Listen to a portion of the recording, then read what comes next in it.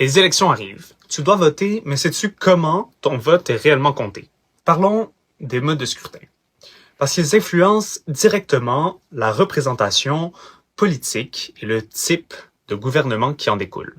Le scrutin majoritaire a 2 tours, comme en France, pour l'élection présidentielle. Si aucun candidat n'obtient plus de 50% des voix au premier tour, on organise un second tour entre les 2 personnes arrivées en tête. Ce système assure une plus grande légitimité à l'élu, mais rallonge le processus électoral. Le scrutin proportionnel. Ici, l'idée est d'attribuer les sièges en fonction du pourcentage de votes reçus. Si un parti obtient 30% des voix, il reçoit environ 30% des sièges. C'est une méthode qui reflète mieux la diversité des opinions politiques, mais qui peut rendre la formation de gouvernement plus difficile. Aux Pays-Bas ou en Israël, où ce mode est utilisé, les coalitions sont presque incontournables et les gouvernements changent très souvent. Certains pays ont choisi un système mixte qui combine les 2 approches. L'Allemagne, par exemple, élit une partie de ses députés selon un mode majoritaire et l'autre partie à la proportionnelle.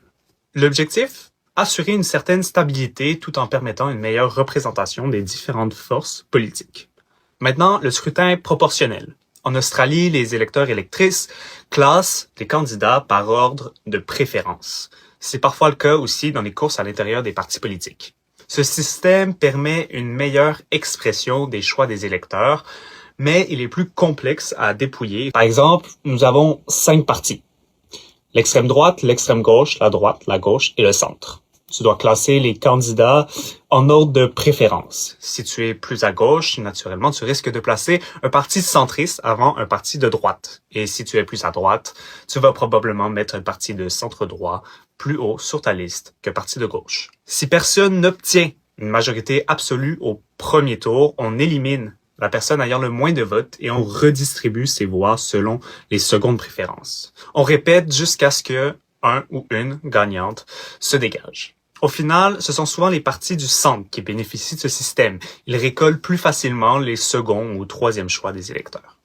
Au Canada, au Québec ou ailleurs dans le monde, on utilise le scrutin majoritaire ou pluritaire uninominal à un tour, SPUT. C'est-à-dire que la personne qui obtient la pluralité, soit la plus grande part des votes ou le parti qui a obtenu le plus de sièges l'emporte, même sans majorité absolue.